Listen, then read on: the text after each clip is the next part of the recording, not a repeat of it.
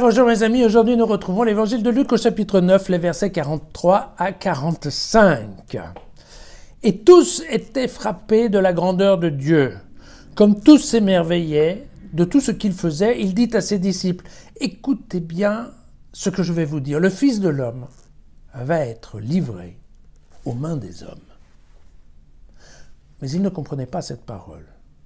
Elle leur restait voilée pour qu'ils n'en saisissent pas le sens. Et il craignait de l'interroger sur ce point. Voilà un tout petit passage, en fait, qui correspond à la deuxième annonce de la Passion. Dans l'évangile de Luc, il va y avoir 3 annonces. La première est au chapitre 9, au verset 22. La deuxième, c'est celle que l'on voit maintenant, toujours au chapitre 9, mais les versets 43. Et puis, il y en aura une troisième au chapitre 18, verset 31. Alors que dans les 2 autres annonces, Luc fait dire à Jésus qu'il va non seulement être livré, qu'il va souffrir, mais qu'en plus il va ressusciter. Ici, vous voyez qu'on ne parle pas de résurrection, on parle uniquement de la partie passion. Il faut dire que chapitre 9 est un peu bizarre, parce que quand on regarde, on a l'envoi en mission, on a la confession de Pierre, on a ensuite la transfiguration, on a la guérison de l'épileptique, et enfin bref, tout va bien. Et puis le développement du Fils de l'homme, ça paraît marcher en fait comme sur des roulettes. Et puis au milieu, il y a cette phrase-là, glaçante un peu,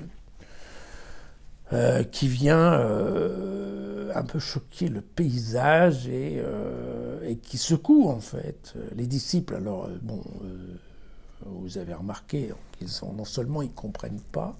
Bon, on se rappelle que dans les évangiles, on aimait bien vous vous souvenez les fameuses paraboles pour être sûr que le peuple ne comprenne pas. Voilà. Donc là, très clairement, le peuple, en tout cas le peuple des disciples, n'y comprend rien. Et ce qui est assez étonnant, c'est qu'en plus, ils n'osent même pas l'interroger. Voilà. Une approche un peu bizarre. Et il faut savoir, donc, alors aujourd'hui, l'Église, je voudrais vous en dire un mot, l'Église catholique fête Saint Jérôme. Saint Jérôme est considéré comme un des pères de l'Église, donc il était docteur de l'Église. Il aura passé une bonne partie de sa vie, en fait, à traduire les textes de l'Ancien et du Nouveau Testament du grec au latin. Voilà. Et il a fait une traduction qu'il a voulu très sérieuse, donc non seulement en termes de langue, mais en termes d'études, c'est-à-dire, entre autres, en tenant compte des informations historiques qui étaient à sa portée à son époque. Il faut savoir qu'il il a travaillé aux alentours des années 400.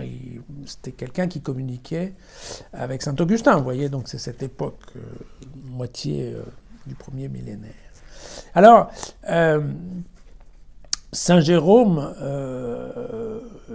je voulais juste vous citer toute petite phrase de ce qu'il disait. « L'interprétation spirituelle doit rester conforme à la vérité historique, dont l'ignorance fait tomber beaucoup d'interprètes dans l'aveuglement. » Vous voyez que déjà à l'époque, bien avant Benoît XVI, il y avait déjà une certaine préoccupation de l'approche en fait de l'approche historique, je dirais, de la réalité des textes de l'Ancien et du Nouveau Testament. Vous voyez que c'est pas quelque chose de tout à fait nouveau.